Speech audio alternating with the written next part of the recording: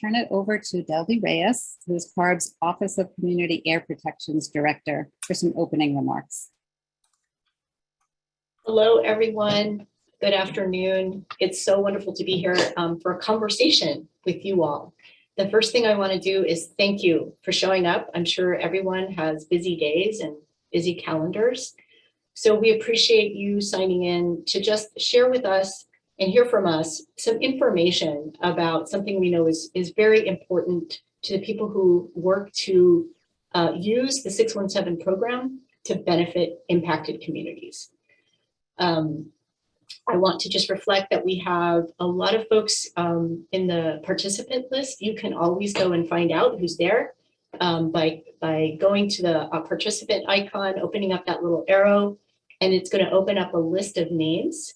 You are most welcome to rename yourself, as Lisa has suggested, to add your affiliation if you would like to. And so one way to help us get to know who's in the room today, I see a lot of members of community steering committees that are part of the 6-1 program across the state. So I invite you now to use the chat. Please go ahead and share in the chat if you are as community steering committee, and if you are, which community that is, right? It'd be great to see that come through in the chat. I also just want to reflect that I also see lots of folks from our Air District partners. CARB and Air District are required under the AB617 law to work together to implement this program, again, in support of communities. And I also see some members of our consultation group. So you are also welcome to post in the chat your name and your consultation group membership, just to help everyone know who's here today. And I also just want to reflect a little bit on where we are right now in this program. The law was passed in 2017. It took a year for the Office of Community Air Protection, working with the public, working with air districts, working with the consultation group, to design the first blueprint, the guidance for the program. And at the same time, also to prepare for the very first round of selections of communities. In that first year, CARB's board, as a result of nominations received from across the state and through air districts, selected 10 communities. We call those communities our year one communities because they've been at the forefront of helping to adopt that guidance, use it, learn from it, learn what we can do better. And so here we are now in the 4th year since the blueprint guidance has been available. And I'm happy to also reflect that just in the last couple of weeks, 2 of our newest communities, Arvin Lamont, as well as the South LA community, made some important milestones. They voted as community steering committee members on their community emissions reduction plan, or CERP. And that started the process to move the plan forward through the Air District Board and then to CARB's board. So we continue to make progress. We have 17 communities in this program. And one thing I've been so impressed by as I have participated in these meetings is the real sense of stewardship that community members reflect, or committee members reflect, because they also represent industry, academia, other stakeholders, and of course, residents. I've really been impressed with the sense of stewardship that folks have with regard to the public dollars that support this program. And so part of our conversation today is to attempt to share as much information as we can about how those public dollars are allocated and actually used in support of the program. So that's all I just wanted to say to open. And again, just to thank folks. I think I'm turning it now to Brian. I'm going to just give a quick agenda review before we turn it to Brian for the presentation. Right. Thank you so much, Delby. Next slide, please. Super. So we've got a simple agenda for today. Our discussion will start with a presentation on AB617 funding. Following a brief overview of the program and funding process, we'll dive into each of the 3 funding categories listed here. We're going to do our best to respond to clarifying questions as they come up. If you have a question during the presentation, please feel free to place it in the chat. We'll be tracking and collecting these questions during the entire webinar. Our aim is to address the clarifying questions after the presentation on each funding category. I also wanted to point out that within each of the funding categories here, we have a presentation, but we also have some Air District partners who have offered to share their funding practices for community participation and transparency. So thank you again to those partners for joining us as part of the presentation. We've got a lot of material to cover, and there may be times when I need to move us along to make sure that we cover all 3 funding categories. So I just want to thank everybody in advance for understanding that. Are there any questions on the agenda? Not seeing any. Just a quick note also about the presentation. There is a lot of information on some of the slides. The full presentation is available on the website, and a link to the presentation will be placed in the chat if you prefer to view it that way. There'll also be in the presentation a list of all the links that we're sharing in the chat today. One final notice is that if you do want to zoom in to see the slide a little more clearly, you can just click on the view options. That's kind of towards the top of your screen, right next to you are sharing Brian's computer. You click on that, and then you can zoom the presentation to the size that you would like. So with that, I will turn it over to Brian Moore, who is Community Planning Section Manager in CARB's Office of Community Air Protection. Awesome. Well, thank you, Lisa, and welcome everyone. So before we dive into AB 617 funding, I just want to give a brief overview of the structure of our Community Air Protection Program. So as you can see on this slide, our approach to AB 617 and the Community Air Protection Program focuses on 4 main strategies. At the foundation is partnering and collaboration here at the bottom, which is essential to identify, develop, and achieve shared goals of all the stakeholders. The second strategy is to better understand community history, concerns, and priorities. This does involve data collection and analysis, but also establishing open lanes of communication between all stakeholders, including air districts, community-based organizations, our community residents, and us at the Air Resources Board. The promise of AB 617 calls for renewed focus at the community scale, using every authority we have to improve air quality. So this is our third strategy, represented by that light blue section of the pyramid. And finally, our fourth strategy is about building capacity, both through funding community air grants, which we'll talk about in a little bit, but also by increasing transparency and accessibility of air quality data, including stationary source permitting and the AB 617 provisions to ensure that existing stationary sources are retrofitted with the best available emission control technology.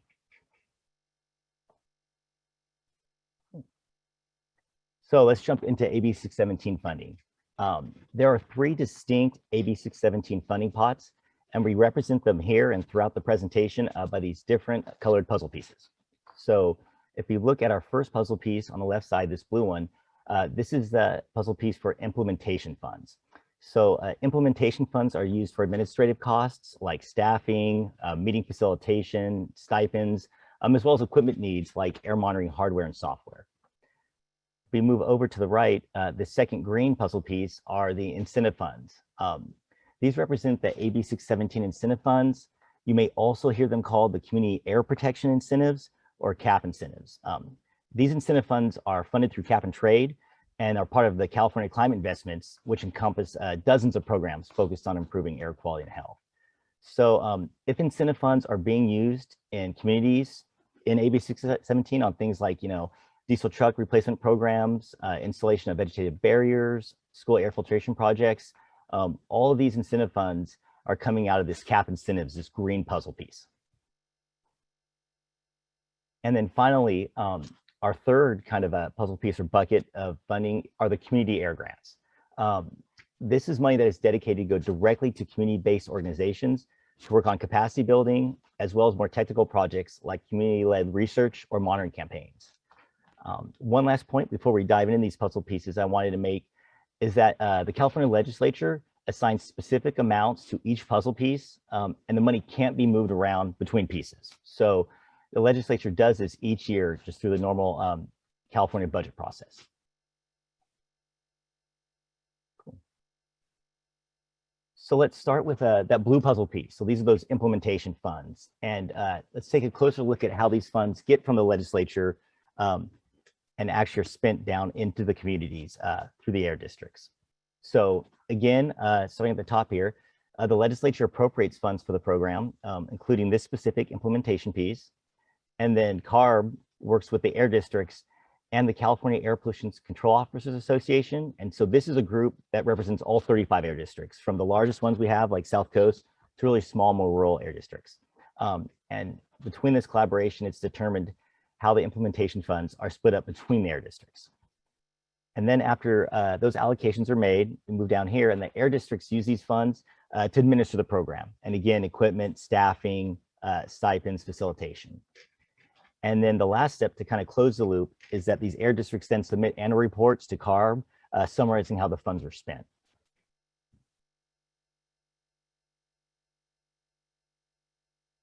Okay, this figure here looks at the amount of implementation dollars that have been allocated by the legislature for the program over the first 5 years. So along the x-axis, or this horizontal portion of the figure, we have the first 5 years going across from 17-18 to 21-22. On the y-axis, we have dollars and millions. The more yellow line represents the implementation funds for the air districts over time, and then the bluish green line represents money for implementation that was allocated to CARB.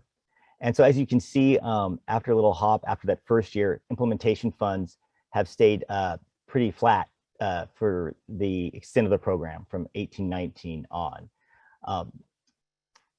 So even as the program has tried to expand to reach more overburdened communities, our funding has stayed pretty much flat. This may be a common concern of some of you, or you have heard about the program and how this will influence our ability to expand the program and still achieve success in our current communities, kind of with this flat funding structure. Okay, the second figure breaks down how implementation funds were split up among the air districts. So along the x-axis here, we have all the air districts, starting on the left side with South Coast and then moving across. Again, our y-axis is in millions of dollars. And what we have here is that these blue circles with the numbers represent how many communities, selected communities, are in each air district. So this gives you an idea for the last fiscal year, where we have all the data in on how the implementation funds were distributed across the major air districts in California.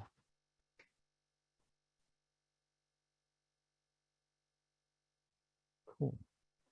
So now that we've gone over just the general idea of implementation funds, we have some partners with our air districts. They're going to describe more how they use these, how they either use or the process they use for using implementation funds in their districts. So first, I'd like to turn over the mic to Catherine Higgins. She's the Community Air Programs Director of the South Coast Air Quality Management District. And so it is all yours, Catherine. Feel free to unmute, and I can flip back on some slides too. You just let me know what you want to look at. Okay, thanks so much, Brian, and good afternoon, everyone. Actually, that slide right there is fine, Brian.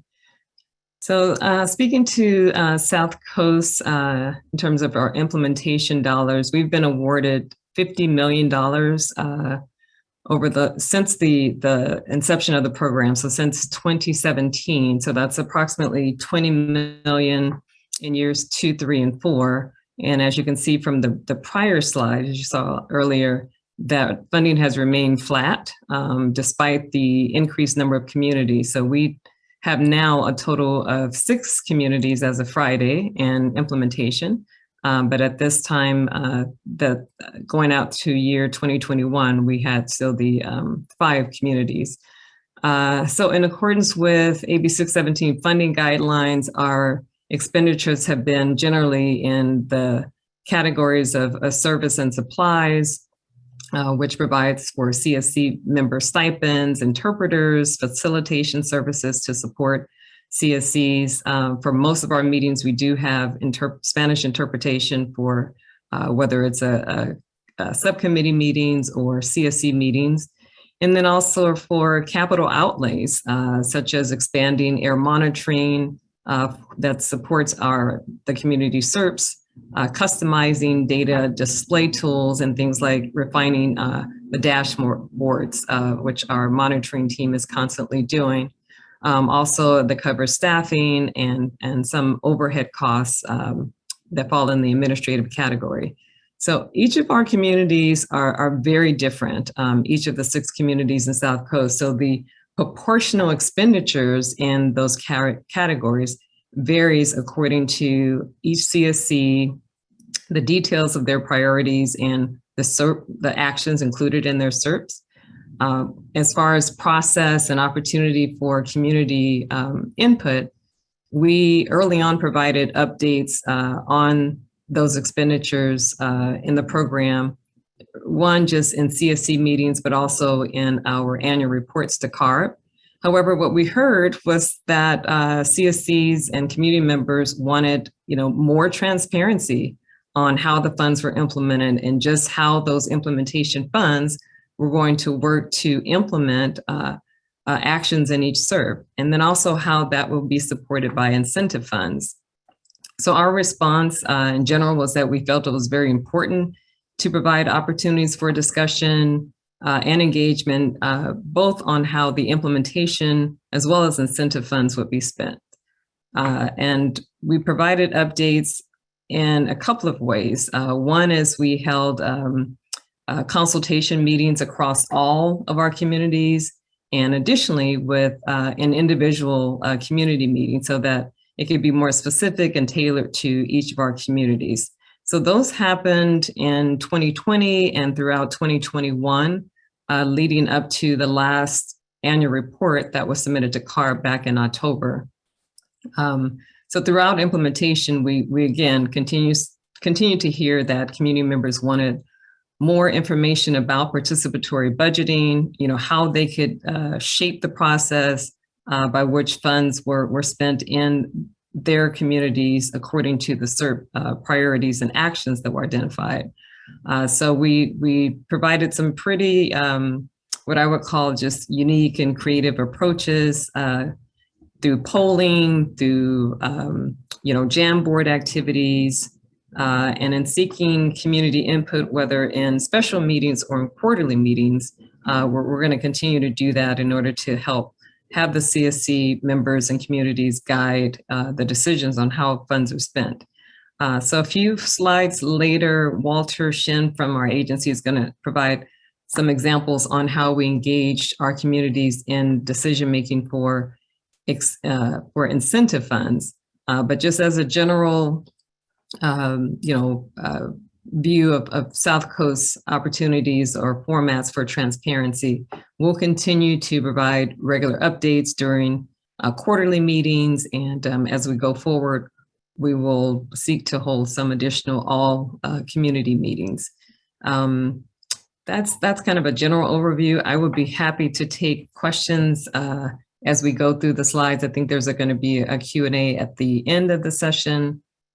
So with that, I'll turn it back over to you, Brian. Oh, thanks, Catherine. And you're definitely right. We're going to have hopefully some time for discussion at the end, as well as like any clarifying questions kind of in between each puzzle piece, so we can keep all the different funding pots straight. So thank you. And so now I'd like to turn it over actually to Suma Pesapate from the Bay Area Air Quality Management District to share some of their experiences using implementation funds. And yeah, it's all yours, Suma.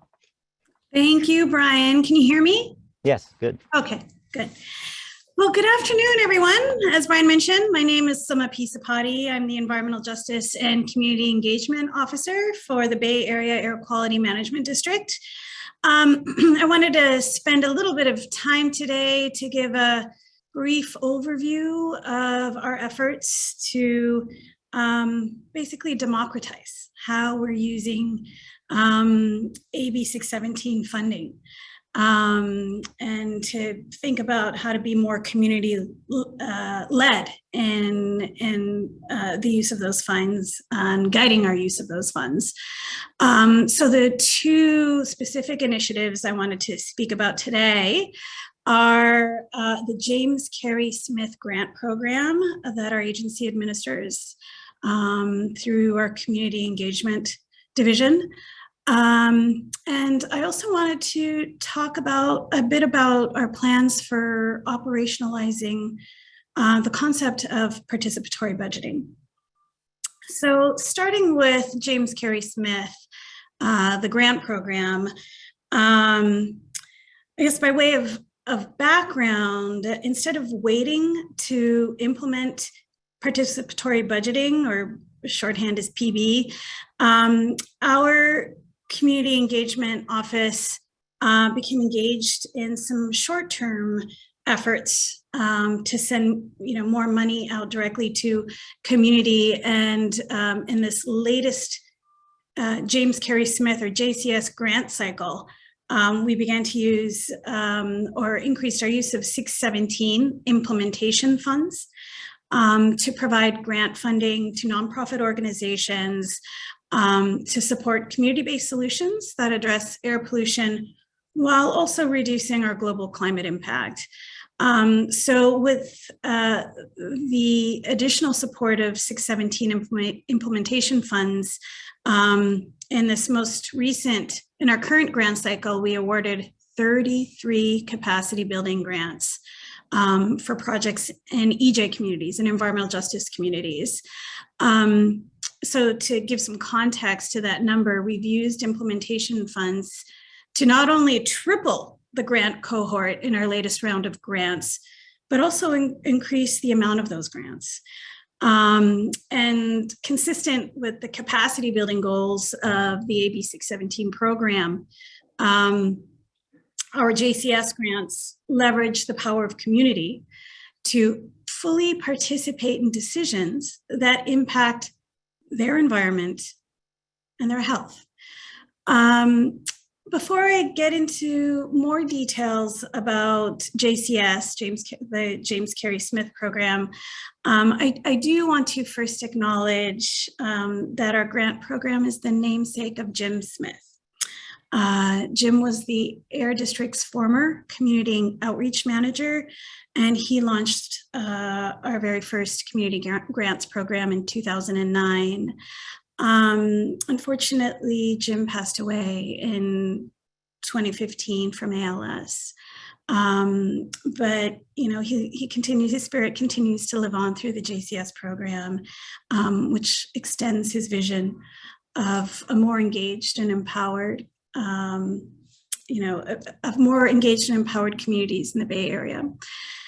So coming back to the program and the current grant cycle, in this grant cycle, the Community Engagement Office of the Air District prioritized applications for projects in EJ communities, as I mentioned before. So communities either awaiting AB617 formal designation or projects based in communities with an overall score of 70 to 100 in CalEnviroScreen.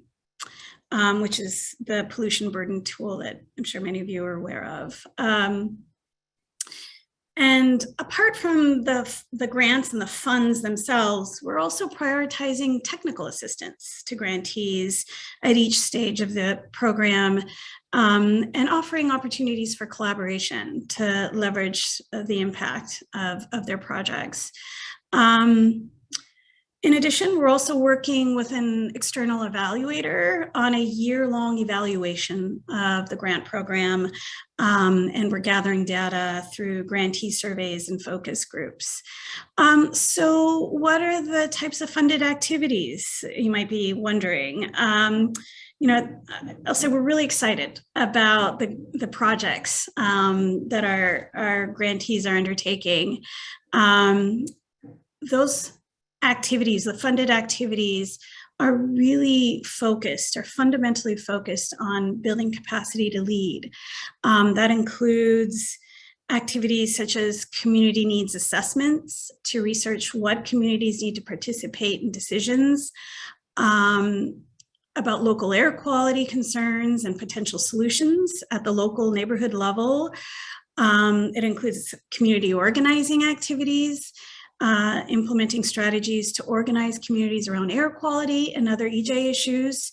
And that can include leadership development and coalition building. And of course, authentic participation. So those types of activities can include helping communities learn about local air quality issues, explore the root causes of pollution and its impact on residents, and identify the agencies that may be available to address their concerns. So turning to the second topic I wanted to cover today, participatory budgeting. As I mentioned at the outset, over the longer term, we're very keen to implement a PB program to help guide our use of AB617 grants from CARB. As many of you might know, participatory budgeting allows community members to decide how to spend a defined portion of a government agency's budget. The PB decision-making process empowers the community to make all decisions related to the design of a program. For the Air District, the process would start by identifying the eligible programs, the budget amount, the purpose or goals the program aims to achieve, and of course, the limitations of those funds. And once our leadership ratifies those initial parameters, a community-led decision-making body would then lead the effort in terms of deploying the funds. The decision-making body, the community-based decision-making body, would design a program and process, including how projects can become eligible and selected for funding. And the outcome would be that the community selects a set of projects or programs that meet the eligibility criteria. So there are a number of programs that may be well suited for a participatory budgeting approach and the deployment of those principles. But as relevant to this conversation, we're exploring the use of AB617 funds in this mode, in this framework. So as Brian and others mentioned at the outset, to implement AB617, CARB provides Community Air Protection Program grants to both incentivize the deployment of advanced clean air technologies and also to fund the development and implementation of monitoring and community emission reduction plans. So basically the implementation funds and the incentive funds. The Bay Area Air District receives both types of funds, incentive and implementation funds. And we see opportunities in both types of funding to implement PB principles. That being said, we are several steps away from implementing participatory budgeting. And in terms of process and next steps, we would need to define the program budget, purpose, and limitations. And we would also need to identify the community decision-making body or bodies to shepherd the process. The staff will continue to work with the board to the governing board of the Air District to define these critical factors and to identify the correct decision-making body or bodies to move this community-oriented process forward. And we have started with PB training, participatory budgeting training for staff. That was led by Cristania De Leon, who's the co-executive director at the Participatory Budgeting Project. The PB project is a nonprofit organization focused on empowering people to spend public funds. We have an ongoing consultation contract with the PB project to ensure oversight and maintenance and integrity of the process. So just to summarize our PB priorities moving forward, we're looking to assign dedicated staff to support PB and looking to continue training and supporting the effort to implement a PB program. And with that, I'll turn it back to you, Brian. Oh, thanks so much. No, that sounds awesome. And thank you, Catherine, as well. And just one thing I've noticed over the 5 years, it's like that first year is pretty prescriptive about how to use things, and everything was really new, this program. I've noticed that all our districts, especially South Coast and Bay Area, and San Joaquin, who's on the call as well, are getting more creative, like every year, with how they can use these funds to benefit community. So that was really interesting to hear about participatory budgeting. So thank you. Cool. Okay, so I think we covered that first puzzle piece pretty well, the implementation funds. Before I move on to incentives, I don't know if there are any clarifying questions from anybody in the audience, or if they want to put them in the chat. Yeah, I can wait a second, but if not, I can move on. Cool. Sharing the right screen. Thanks. So we're not seeing any questions in the Okay. chat. Feel free to raise your hand also. We have time to take one or two. If not, we've got plenty of time at the end for discussion. Okay. Just wanted to catch if there's something anybody didn't understand about the slides or these. But let's keep rolling then. Okay. Let's Sounds go to good. incentives. Well, we'll see how this one goes. So now we're moving on to the incentives piece. So that green puzzle piece. Again, community air protection incentives, CAP incentives. These are the incentive funds of the program. And we'll walk kind of through the process from the legislature to the communities, just like with the implementation funds. And we use this kind of, we call this a football diagram, or maybe a hamburger, to kind of show how this works. This may be a good time to use that Zoom tool if you want, because it is kind of a dense figure, but I'll try to go slowly through the steps. So when we look at CAP incentive funds, we could, a macaroon, yeah, Kyle, I agree. That's probably the best one for it, actually, macaroon. So starting on the left side at appropriations, we're just going to cover this top half first. So moving from the legislature over this way to the air districts through CARB. So again, every year, the budget cycle, the legislature appropriates CAP incentives funds to CARB. And then just like with implementation funds, CARB works with air districts to allocate those funds to all the different air districts. Okay, and then the next step, because this money is coming out of cap and trade and our greenhouse gas reduction fund, there are general guidelines about how this funding needs to be spent. So CARB will develop program guidelines. So these are very general guidelines about how the money needs to be spent. Like it has to result in emission or exposure reductions, things like that. So just general guidelines. Then CARB enters an agreement with the air districts to get the incentive money to the air districts. And then kind of this final step at the air district community level is that the community steering committee helps guide strategy priorities in their emissions reduction program and their plan development that help determine how these incentive funds are allocated to different strategies. So that's the top half of the macaroon, right?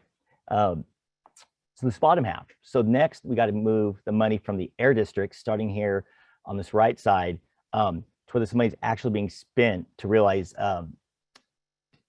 benefits in the community. So we're going to move across this bottom side right here. So the first step of that is the air district, with input from the CSC, this community steering committee, helps develop an applicant, solicits applicants for specific projects. And just like any application process, the projects are then evaluated based on the program guidelines. Like, is this project proposal meeting the guidelines, and are we getting the emissions or exposure reductions that we're hoping for? The next step is that the air district will sign a contract with that applicant. So in this case, just two examples I can think of. Let's say it's a vegetative barrier project, maybe Tree Fresno or urban relief in like Oakland will apply for like this grant, right? This incentive funding. And so they would sign a contract with the air district, and then the project is implemented, put in place, and then the air district will check to make sure that the project was actually done and completed, and then liquidate the funds to the applicant. And then the final step in the process is that the air district, just like with the implementation funds, will report back to CARB on how those incentive funds were spent. I can stop there for a sec if there are any questions. I know we also have a lot of our incentive experts are on here, so if I mangled anything, feel free to, if there's anything that needs to be clarified, feel free to do so as well. Cool. There was a question in the chat a little bit earlier about whether or not AB617 allows funds to be carried over from year to year. I'm not sure if that question was specific for implementation or incentives. I think we have, should we cover that now briefly? I know we have some of our staff on here now. Incentive funds, I know there are like liquidation dates going out, but they're multi-year, right? So it doesn't have to be spent in that 1 year. Now, implementation funds, that's a good question. So I'm not as familiar with the strict liquidation deadlines on those. I don't know if somebody from the air district or maybe Andrea might know that answer. Hey, Brian, this is Walter with South Coast State QMD. Okay. Can you repeat that question again? Maybe I could take a stab at it. Sure. I think the question came from earlier. So they're wondering about on the implementation funds puzzle piece bucket, if those have to be spent within that year that they're awarded? Or can you carry them over to like the next year? I can't speak on the implementation side of things. I'm sorry, I thought the question was more incentive side of things. Now, from the incentive bucket, we have different, liquidation periods for different cap funding years. So projects will have to be liquidated and spent before a specific liquidation deadline. So those aren't typically carried over. So I hope that adds to the conversation. And maybe if somebody else on the CARB team, oh yeah, Delty, real quick. I was just gonna say, if somebody from the CARB team, the last incentives, that Appendix A that lists like the table with the liquidation deadlines, if anybody can find that and post it, that might be helpful. But yeah, go ahead, Delty. Well, I was just going to suggest, Brian, can you go ahead and page all the way down to the end to show people the table? Oh, yeah. That table does show for each year for which incentive funds are appropriated by the legislature, it comes with a liquidation deadline. It's really, really hard to read, so tiny, but you can zoom in. And Brian, maybe you can, since you have a slide in front of you, you could share an example or two. For sure, I could try. Yeah, so this is more to show everyone an example that table exists in our frequently asked questions. So everyone should have a link to that. Oh, Liliana just put there again. It's on the last page of the link. But I can give an example where, oh, my eyes are so bad, Delty. Okay, let me Sorry. let me, oh, you know what? I think I can zoom in myself. There you go. There you go. So let's see the liquid, here it is. So the second column here, we have, here's the implementation funds in this first row. There's that big hand if you see that. And then the line below it lists the liquidation deadline. So you can see it looks like here, they got a couple years to spend the implementation funds. Yeah, and it does differ. So here it looks like actually 21-22 funds, the liquidation deadline is 2026. And Andrea, I wonder if you could speak to the question about implementation dollars that districts get. The amount of time for those varies depending on the source of the money, whether it's the Greenhouse Gas Reduction Fund or the Air Pollution Control Fund. We get a combination of dollars for implementation from the legislature. Hi, everyone.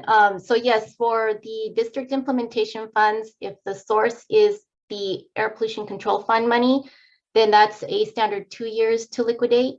If the funding is coming from GGRF, then that is a standard 4 years to liquidate.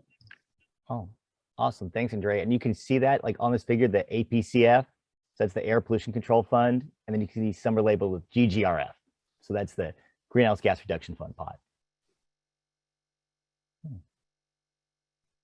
Awesome.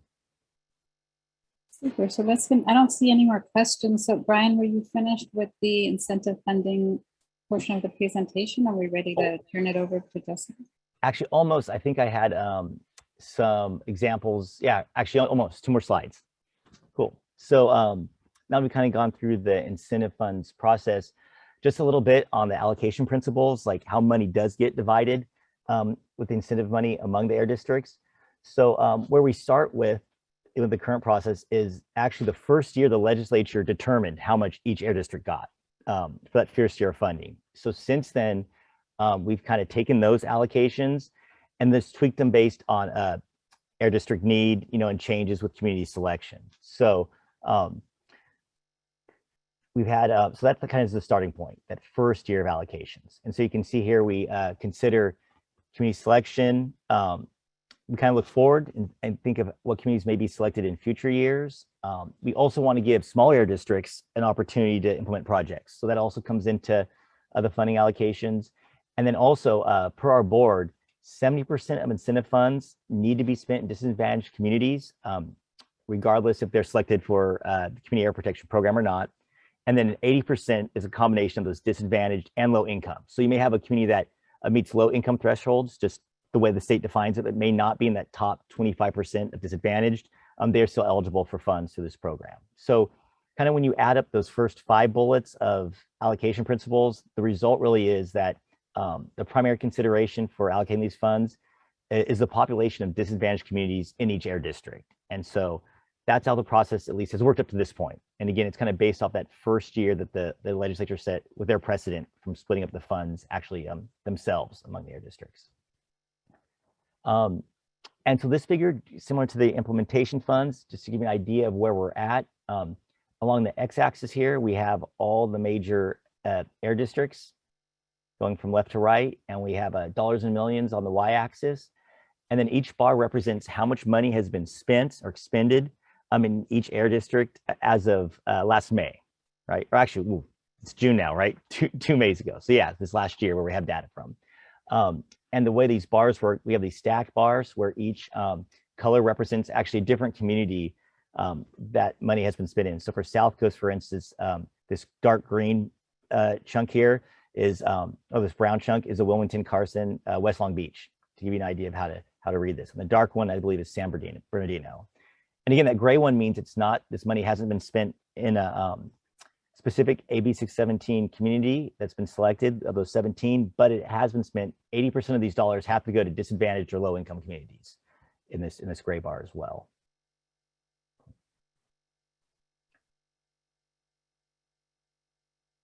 Great, now I think we are ready to hear from some of our air district partners. So we can go ahead and let's start with Jessica Olson from the San Joaquin Valley Air Pollution Control District. She's the Director of Community Strategies and Resources.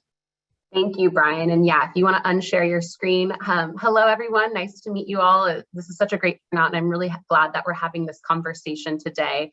And I think the order is really important because I think my colleagues from South Coast and from Bay Area really set me up to talk a little bit about how we involved community and how we've evolved to involve community more intentionally in how we use CAP incentive funds. And so I'm going to share my screen, and what I'm about to share is a tool we used with, as Deldy mentioned, our most recently community supported SERP in the Arb and Lamont community, which is in southern Kern County. I will share both in English and then a Spanish just to briefly walk you through it. But this is a tool that every single person on the Arb and Lamont community received directly to their inbox from us to help direct how to spend a proposed budget of $30 million on CAP incentives within the SERP that they developed. And I'll walk you through briefly the tool a little bit, and then also describe a little bit of the process we used to make sure that everyone had equitable access to use this tool. And so you can see here the proposed budget was $30 million. This is the sum of what came out of any individual member's tool. So you can see here this particular example that I'm using. The proposal was to increase the budget by almost $1 million based on kind of the tweaking of the numbers. And then you can see here, these are the estimated emissions reductions that we proposed or would think would come out based on an average emission reduction per unit for the proposed measures. And the concept here was to really give community members not only input on how they designed the SERP, but also a sense of what their input meant overall for the SERP. So not just overall for the budget, meaning, oh, I think we should spend more money here or there, but how does spending more money or increasing the number of units for a particular type of measure affect the air quality outcomes of the measure? Of course, we understand, and all of you know that have been involved in AB617, not every incentives measure is intended to reduce emissions. And so that is acknowledged here, and community members really took it upon themselves to balance what we consider emissions reduction and emissions exposure mitigation. So like trying to prevent exposure and trying to balance out their individual budgets. And so an example here is one of the first ones is to replace diesel trucks. And based on an average of replacing those diesel trucks, perhaps with zero emissions, which was the primary goal, or near zero emissions, on average, people could go in here and say how many units they wanted to target and also adjust how much they felt like incentives per unit should be. So it wasn't just, okay, tell me how many of individual measures you wanted, but also tell us if we're on target for how we want to spend that funding. So here you can see this tool, if someone felt like we wanted to perhaps target more trucks because they see it gets a lot of emissions reductions, folks were able to go in here and say that they wanted to target 50 trucks, and they could see how that not only affects the budget for the overall expected reductions, but also the overall incentives budget. So if I was a community member, and again, many community members, all really that took this very seriously, noticed that this was well over the proposed initial budget. And so started to scroll through and make other changes to make sure that we could meet that target. So for example, perhaps community members felt like they didn't want buses, or they wanted to adjust numbers elsewhere to make sure that they met maybe their goal of replacing 50 trucks while also staying within that budget. Like I said, there is also an ability to adjust the funding amount. So maybe they felt like they want 25 trucks, but they want to use funding elsewhere. So they could suggest that we only fund $100,000 or make adjustments, like I said, to any other one of these that would make then that overall budget look different and leave room elsewhere for maybe some other community priorities that they as a resident feel was more important.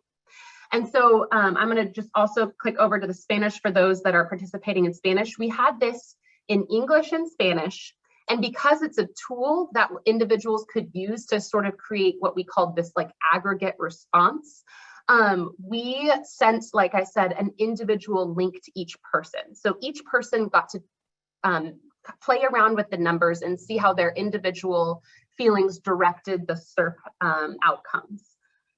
One thing that we did though, in recognizing that for some folks that are really familiar with spreadsheets, this could seem like a pretty simplistic tool, but not everyone maybe has the ability technology-wise to log into this sort of tool, or maybe isn't familiar with working with this type of spreadsheet. And so we offered a variety of different things. The first is that we set up 2 in-person within their community meetings where our third-party facilitator brought iPads and laptops and walked folks who participated through this exercise on their own individual link. So the district wasn't involved in that. It wasn't intended to be directing them in any way on how they should feel about using the incentives funding. And it was just a way to provide technical support for folks in the community. The third thing we did is that we also had an office hour where we did the same thing, but on Zoom for those that were maybe uncomfortable with participating in person. And so just to kind of share with you a little bit, oh, and a couple things I forgot to mention is we not only did we want to just generally see how folks felt about adjusting the numbers here, but we also wanted to see if folks were comfortable expressing how they supported or didn't support the measures, recognizing that it might not necessarily be about the units themselves, but it might just be the overall measure that they did or didn't support. And so we also asked them to share their support with us here. We did this in March and used the results of this to develop an in-person meeting in April, by which we then took all of these suggested adjustments. And so I'll just share with you an example. I'm sorry, I do not have this in Spanish right now, but an example of a couple of the different measures. This is the tally of folks that were able to participate in the tool, how they supported the measure. And then the average suggestion on whether or not the incentives or the number of units should change. The updated column here is then our second district proposal to the community based on the comments and the suggested changes that we heard. And so these updated numbers were based on, for example, incentives for resident vehicle repair. On average, if people suggested there be a change, on average, they suggested we added on average 41, not many people suggested 41, but it was anywhere between 30 something and 50 something. And so we thought a good compromise was to then come back to the community and see kind of what this updated number would look like.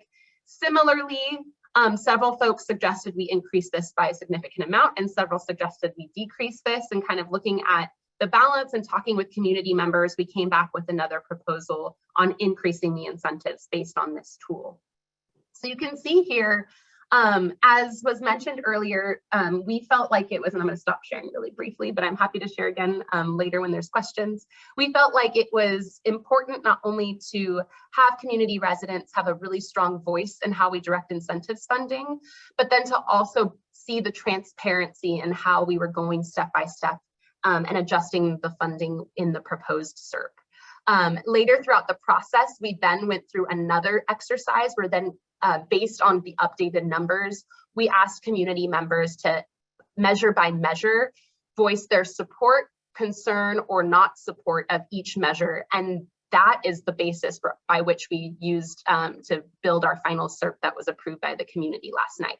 So even after all of this, at the end of the day, with those adjustments, if community members said, nope, we don't support it by majority, we removed it from the SERP. And then similarly, if it was supported, it was included. So we were really excited about, sort of to Brian's point earlier, the evolution and the attempt at creativity and innovation, and really the support that we had from the co-leads through this process to make sure folks had really the perception and the feeling of empowerment in developing their SERP. So with that, I'll turn it back over to you, Brian. Cool. Awesome. Thank you, Jessica. Now I'd like to just maybe move straight over to Walter Shin of South Coast Air Quality Management District. He's the manager of the off-road incentives, inspections, and special projects. So yeah, take it over whenever you're ready, Walter. Brian, good afternoon, and thank you again for allowing us the opportunity to share and showcase and provide some overview to CAP incentives funding. So the slide that you left off with was examples of how CAP incentives are being used. Well, for South Coast AQMD, we expend and allocate CAP funds through mobile source and stationary and community identified projects.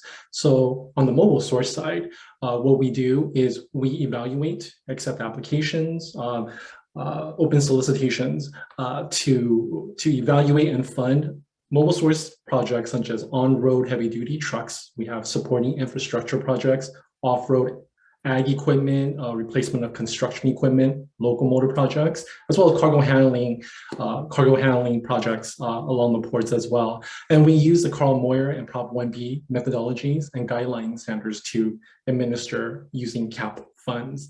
But from the mobile source side, we have also the stationary and the community identified projects. And I want to take this opportunity to really showcase our truck incentives work plan. Now, I wanted to identify and emphasize this opportunity for community engagement. The truck incentives work plan, although it's not yet approved, we're working there. It's on its way moving forward, and we are hoping to implement sometime in Q1 of 2023. But I wanted to highlight this because AQMD remains committed to community engagement and to address community concerns. And as we develop the truck work plan, we set up a series of workshops from December 2021 all the way through April of this year, where we engaged with the community. We wanted their feedback. We also incorporated real-time polling, as well as conducted surveys after the fact with the attendees to get more feedback, to really understand and better understand the benefits of how our truck work plan is going to really minimize the emission reductions and the exposure impacts to these communities. So we also set up CSC focus groups and shared our ideas of how the plan is going to look. And the way it's going to look in a high level view is that we are going to be focusing more on a truck loaner program. And based upon the community feedback from the polling, from the surveys, right, we are working with ARB to develop a truck loaner program that addresses community concerns such as technology hesitancy with zero emission trucks, the reliability issue with your day-to-day mom and pop truckers, the accessibility to zero emission infrastructures, as well as some truck scrapping concerns as is required by so many of our incentive programs. So we're working and we hear the communities and we're moving forward to develop a work plan, truck incentives plan that works for the community. And we're excited on this process. And also, we also conducted similar polling and outreach for the residential and school air filtration program as well, where we polled and communicated with CSC members to work on a prioritization list of schools. We had an open comment period to further solicit input from the community, and with that as well, the air filtration work plan is also moving forward to be implemented. So, with that said, how are CAP incentive funds being used? I think it's, moving in a positive, wonderful direction. And, South Coast AQMD is excited to continue on that trajectory. Thank you. Oh, thanks, Walter. I think that those were really good examples of a more traditional, like, let's get dirty trucks off the road, reduce emissions, then also the exposure reduction, for immediate benefits to vulnerable populations like school children, so kind of attacking it from both ends. So thank you.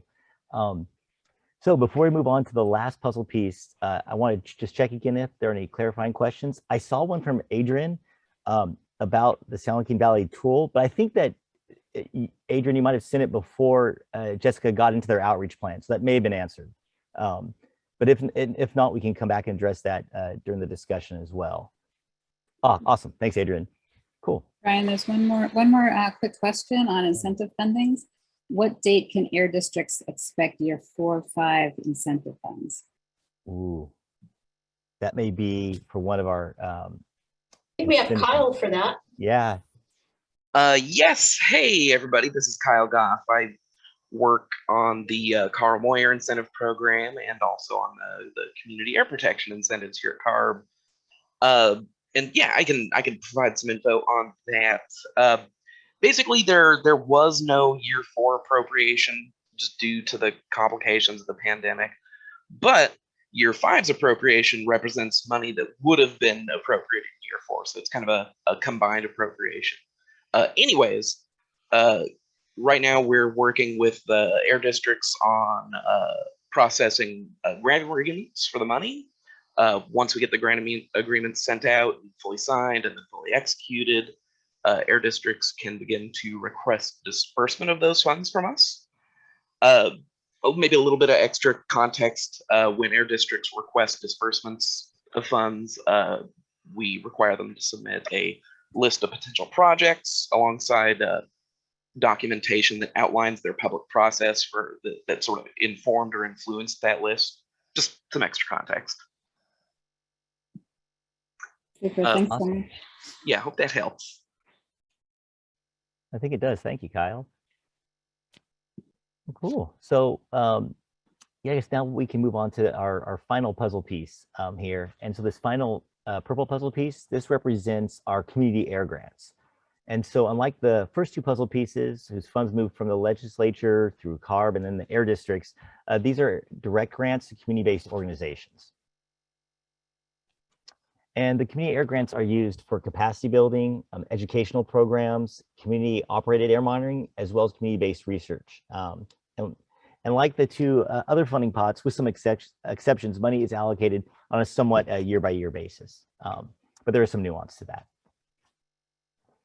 This slide here, this table summarizes the amount of money dedicated to community air grants for each year of the program. You can see that in the second column. And you can see how the appropriations did increase from 5 to 10 million from that first year to second year. And actually now I would like to turn it over to Natalie Spiegel, who is in CARB's Office of Environmental Justice, and she leads administering the community air grants, and she knows a lot more about how these grants work and what kind of projects that they support. So Natalie, feel free to take over.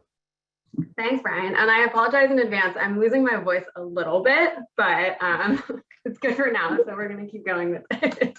But anyways, hi, everyone. My name is Natalie Spiegel. I'm one of the staffers working in the Environmental Justice Unit on the Community Air Grants program. So I'll kind of really briefly walk through community air grants and opportunities to kind of get involved in our program.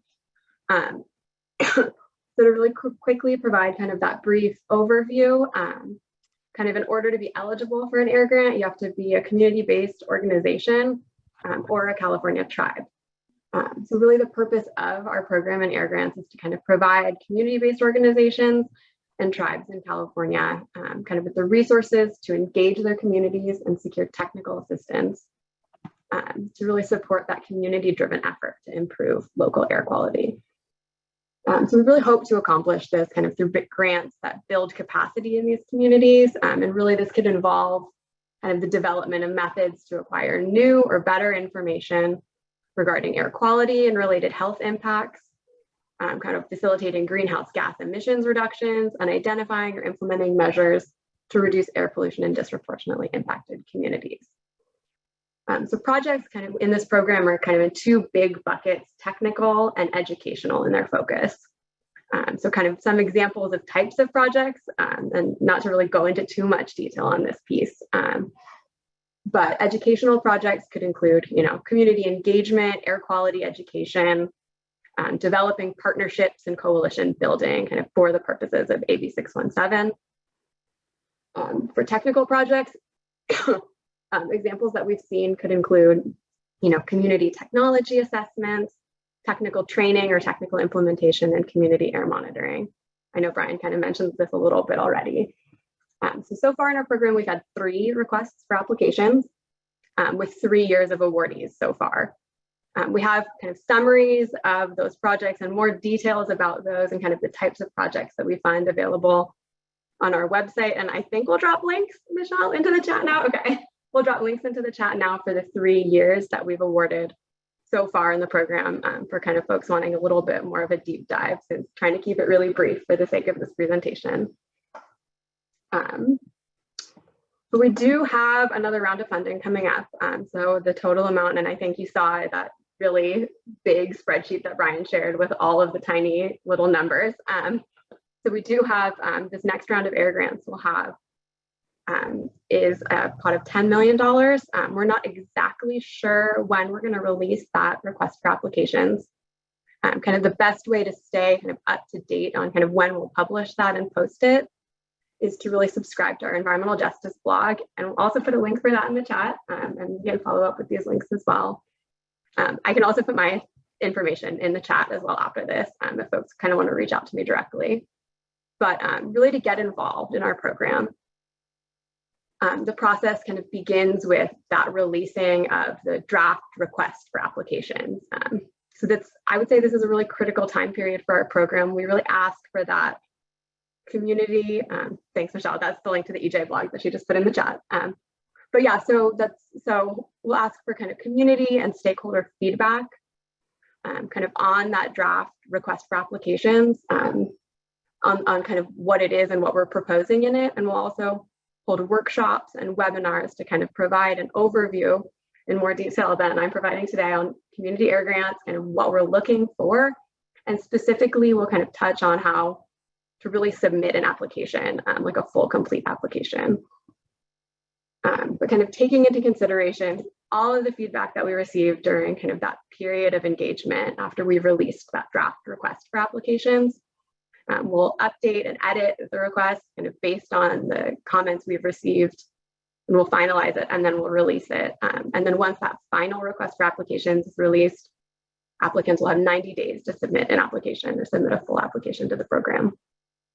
So I know that was a really quick overview of air grants and kind of what's coming up in the pipeline, but happy to answer any questions. I think that there's a question and answer at the end.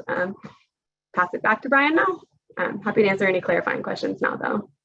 No, thanks, Natalie. Yeah, we do. We're almost done with the presentation, so we will have some time for questions. But again, if anybody has any specific questions about the community air grants that on the top of your head, you can feel free to ask or enter it in the chat. And we are recording chat questions too that we'll get to during the kind of the open session as well.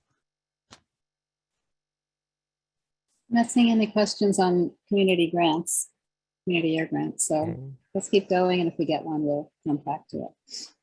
Great, sounds good. So here we have it. I'm proud to say this, you are going to be able to stop hearing my voice very soon. So we'll move on to kind of our concluding slides. So actually, we kind of looked forward and looked at this. So a big part that we were hoping to receive, information we were hoping to glean from this, this webinar was not only hear what everyone thought and what questions there were on our different funding pots and explain how kind of the funding is split up now for AB617, but we were also hoping to get some feedback on these frequently asked questions. We produced this document. We've kind of been collecting questions regarding incentives and implementation funding and just funding in general with AB617 over the years. So we created this frequently asked questions document that kind of, here's the front page on the left side of the snapshot and then the table at the end to hopefully answer questions that community members may have in the document. So we are hoping not only to get general questions about our funding, but then also ways we can either edit, amend, or add to this link of frequently asked questions to improve that document so it's more valuable to community members to use as a reference. So with that, I think maybe even Michelle could do it again, has dropped links to this frequently asked questions document into the chat, but we'll make sure everyone has it. So with that, I will I guess, stop sharing. And we can go to the Q&A. Yeah, let's get to our general discussion question. I'm not sure if I missed it, but if you had mentioned in the FAQ, on the FAQ webpage, there is an email address for people to send comments or additional questions for that document. Well, thanks, Lisa. I did miss that. Yeah, thank you. Thanks. Wasn't sure if I was in time. So thank you, everybody. That was really great information. And I want to open it up now for additional questions about any of the funding categories, any of the examples we heard about today. Any comments or questions, feel free to raise your hand, put something in the chat. Anything you want to hear more about? Is there any informational topics that you're interested in that weren't presented today that you might want to hear about later down the line, or have some resources made available?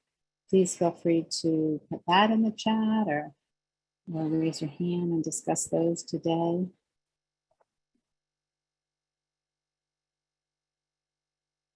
Seeing a comment in the chat from Sean. It says, if we have a program that spans the categories, as in the 6th graders will learn the air game that will empower them to identify pollution sources and implement monitors to quantify the pollution. Yeah, I think this may be referring to the community air grants. Natalie mentioned they're technical and like educational ones, but yeah, I think you could totally span the categories. I don't know, Natalie, if they have to, just for application's sake, they have to select, one or the other, but I think there are many kind of grants like this that kind of cross over. Yeah, I can touch on that, Brian. Yeah, they can definitely span multiple categories. For kind of the application sake, Brian mentioned, you have to check a box for one of the categories specifically, but a lot of our programs will do kind of both, or a lot of our grants will do kind of air monitoring as well as some educational components. So definitely kind of span both and across the board. Thank you. We have a request in the chat to briefly summarize what we know about AB617 community selection work for next year, 2023. Yeah, I'm happy to take that. I do also just want to note the PowerPoint, the slide deck that you all just saw. We do also have that online, and I'm sure the team can post that link to the slide deck. But Adrian, yeah, your question about selection this year is a really important one.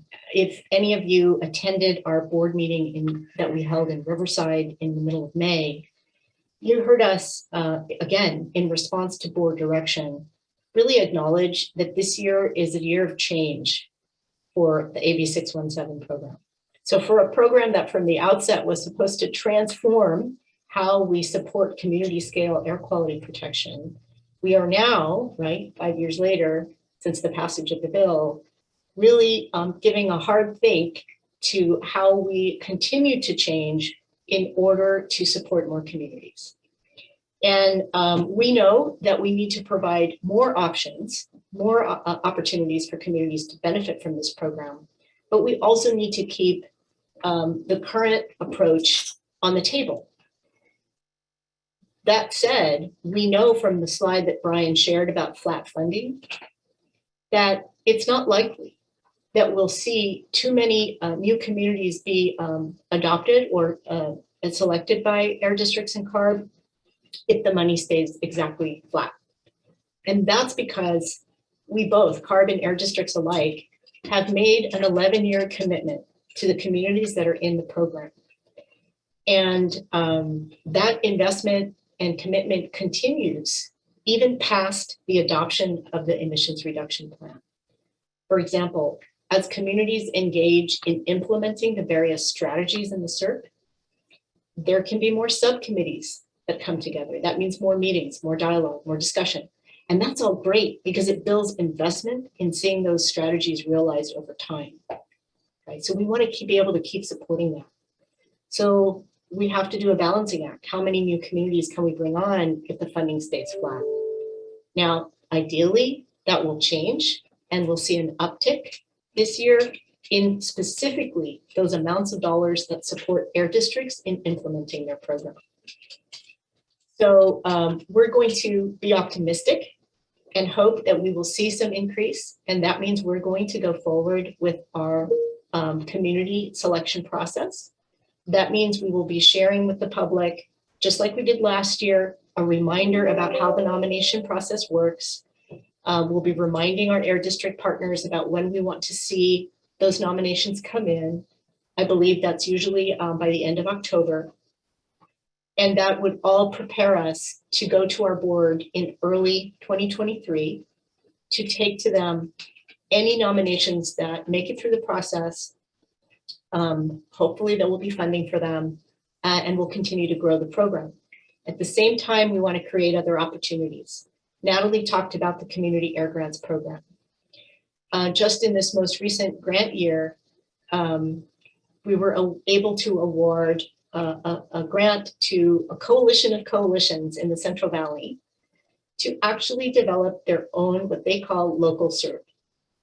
That's a really important innovation in this program. We want to support that, and we want to consider how we can, in fact, create more opportunities for other communities who could use the grant program to, again, write their own CERBs, right? We want to make sure CARB and air districts are at the table so that we can help implement the strategies that are within our jurisdictions to implement that emerge as priorities from a grant. That's something we're still exploring, but it is a way for us to create other opportunities if the funding remains flat. Does that help, Adrian? Cool. Thank you, Dildy. Does anybody else have any other questions? Christine, feel free to unmute. Hey, thanks so much. And thanks to everybody for sharing all this really helpful information, both in the presentation and on the AB617 funding website. There's a lot of helpful information there. And it was helpful to hear in this meeting how CARB works with CAPCO and the air districts to understand how the incentive expenditures meet statutory criteria and CARB's program guidelines. I'm wondering if you can just summarize again how CARB reviews whether expenditures that are part of the other puzzle pieces meet those criteria. So I'll start us off on that. I'll start with the last bucket of funding that we talked about, which was actually our community air grants. The authority for those grants is contained in the language of AB617 in the statute. And so part of the role that is played by our Office of Environmental Justice, which manages that program, is to ensure a review, a thorough review in a competitive process of applications that come in from communities and tribes to compete for that funding. So there's a pretty rigorous review to ensure that it meets what is requested in the request for application. Natalie, I don't know if there's anything you want to add to that. No, I think you pretty much covered it. Thank you. All right. Now, Christine, on the other side, in terms of the implementation dollars that districts receive, like all public dollars that pass through one agency to another, there is a formal agreement with terms and conditions. For us in air districts, those are also grant agreements. And we use those grant agreements both to require compliance with certain terms and conditions about how the funds are to be used that include reporting. So districts are required to annually report how they are spending those implementation dollars. And we in turn review those and we post them online to enhance transparency about how the dollars are being used. And for certain districts that I think are past a certain size thresholds, before they can tap some of the monies in their grant, they actually have to submit a request form telling us what they're going to use those dollars for. Andrea Juarez, who you heard from earlier, is our staff lead in the Community Air Protection Program, who oversees the administration of those air grants to air districts. And Andrea, if I have butchered anything or if there's anything you want to correct or add, please feel free. No, you're right on. The larger districts do have to submit a spending plan ahead of receiving their disbursement of the funds. And that includes them going into detail about how they plan to spend the money. And we review and approve that prior to disbursement. And also, as Delta mentioned, annual reports come in. We review those to make sure that the funds were expended correctly according to what the grant agreement requires. Great, thank you so much. Does anybody else have any other questions or comments? We've got a few minutes left.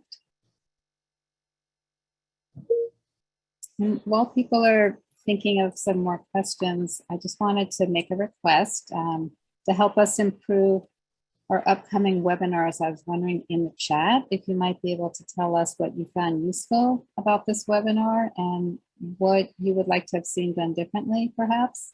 So feel free to answer that in the chat. Let's see, we do have a question here. Other than the FAQ, for those who are new to this topic area of air pollution, climate change, etc., is there a 5 to 10 minute orientation / information video? Ooh, I'm trying to think what is out there, and the answer should be yes. What we do have for just it's more focused on the community air protection program. We do have a training series of like 2 to 3 minute videos detailing our program. I know that our group is also working on something like this right now. We have another section that's working on kind of an intro to air pollution 101, talk about the health impacts, you know, what an emissions inventory is and things like that. So off the top of my head, I think that to answer that question, it'd be like a combination of resources, but we are working on a more community-friendly version of resources right now. I don't know if anyone else at CARB may know of something that I'm missing. Feel free to put in the chat or yeah, just unmute. Yeah, Brian. Yeah, I mean, you pretty much covered that question. So, I mean, that's a good question, and we have been trying to develop some tools, some videos, and we recently actually made a presentation at the IBC at the International Border Community, one of their earlier CSC meetings. So maybe if that's available, I can post a link in the chat on like an air quality 101 presentation. But we are trying to come up with some additional material, and hopefully once those are produced, you know, we can start circulating them. So. By the way, I'm Chandan Mishra. I'm one of the managers here in OCAP. So yeah. Thanks, Sheldon. Deldy, did you want to add to that? Actually, NEVA in our incentives division, we actually also want to answer the question about accountability for the incentives dollars, and NEVA is the best person to do that. Hi, Nina. Yeah, hi, thanks. My name is Neva Lowry. I work in the incentives program, and I specifically work on the reporting piece and oversight in that arena. To ensure accountability for the funds, we require semi-annual reporting, and so the districts report to us every 6 months on how the money is being spent. In addition, we do program reviews, which are kind of like an audit, and so CARB, picks files from the CAP program and from all the other incentive programs, and we review to make sure that they're compliant with the guidelines.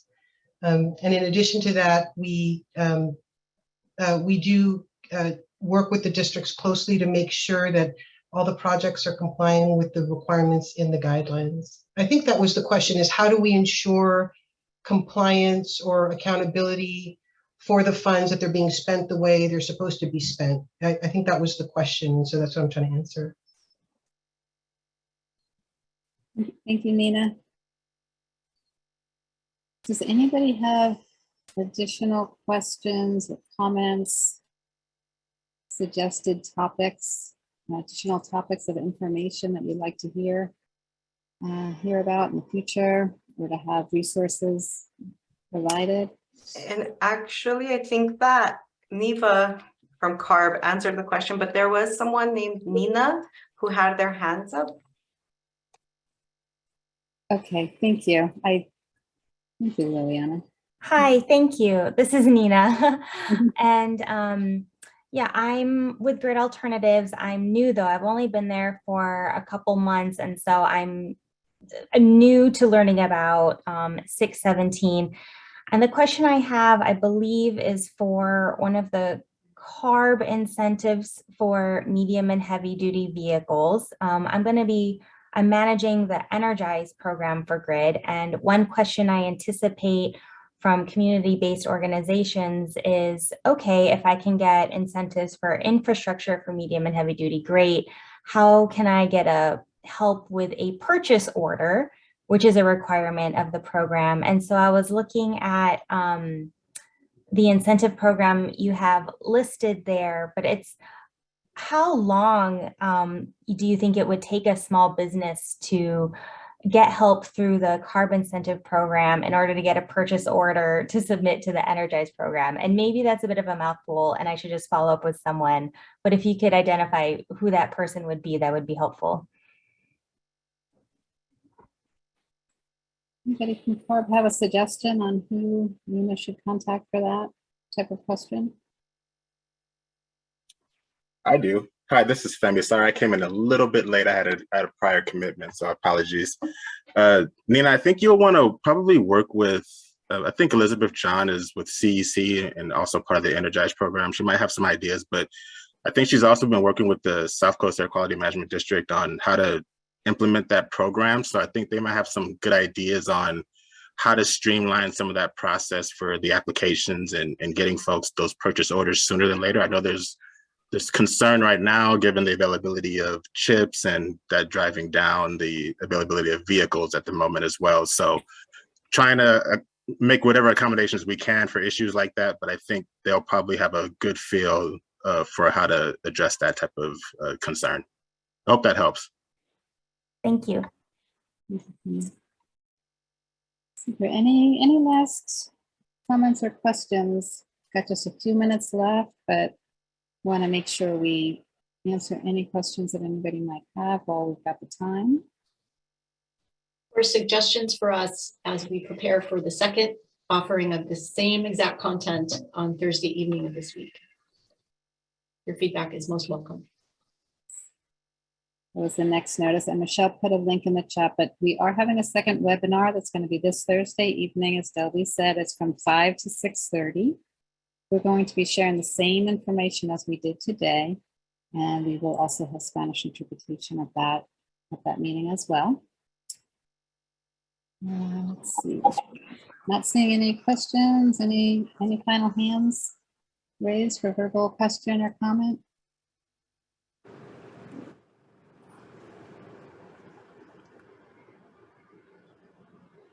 I'm not seeing anything, so maybe I'll turn it back to Dilby for just some closing thoughts before we close out the webinar. I just want to thank everyone for being here and your questions and your engagement, and also a big shout out to our Air District partners for also really highlighting some of the good work, innovative work that they're also doing in support of communities, right? I keep reminding myself, 617 is not a program in and of itself. It's a tool. It brings resources. It brings empowerment to communities. And it's our job, right, to maximize the use of that tool to help communities who have been suffering for too long with air quality that it's not healthy, right? So that's our goal. I'm just really excited and heartened by everyone's participation. And thank you all. Thank you, everybody, for attending. Really appreciate it. What a great turnout. Have a great rest of your day.